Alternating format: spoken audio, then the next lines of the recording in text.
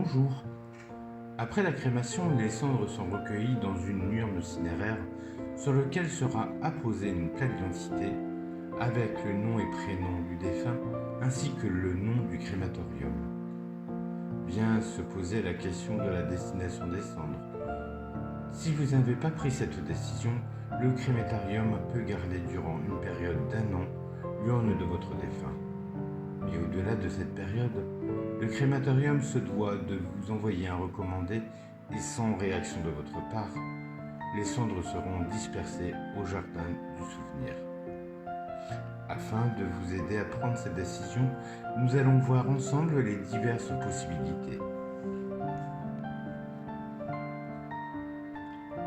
Si votre famille possède un caveau familial dans un cimetière, elle peut prendre la décision d'y déposer l'urne de votre proche. Vous pouvez également faire procéder au scellement de l'urne sur le monument existant afin d'éviter l'ouverture du caveau. Cette urne cinéraire sera obligatoirement en granit. Il existe également les livres-urnes que nous pouvons sceller sur le monument existant.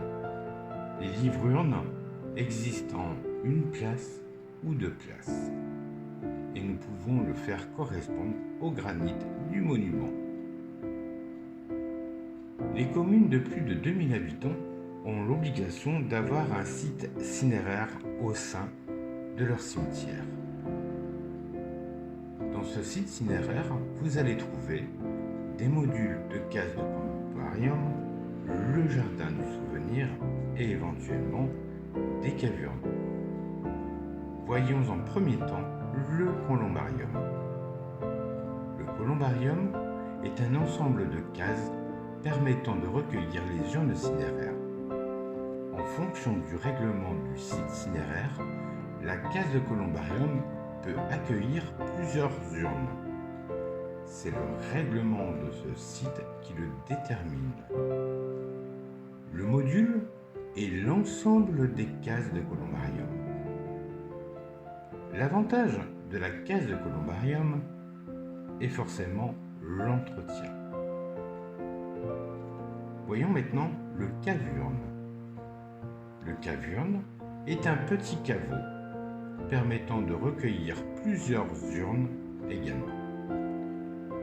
Celui-ci sera habillé d'un monument cinéraire en granit.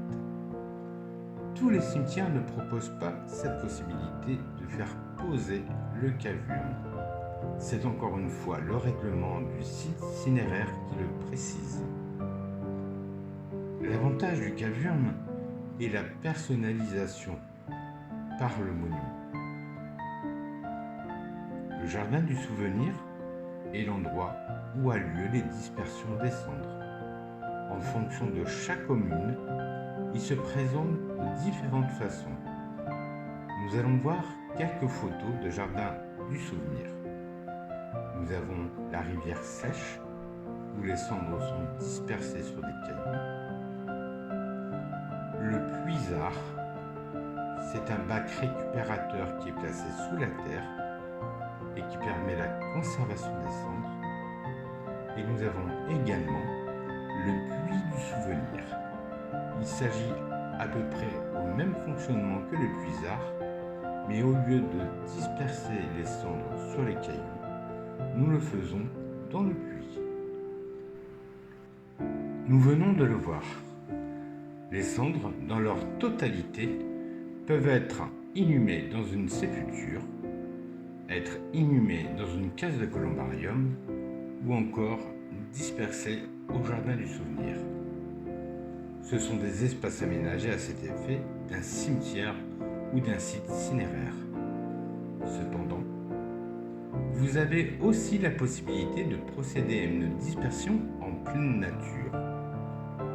La notion de nature reste assez aléatoire, puisqu'il n'existe pas de définition juridique de ce terme.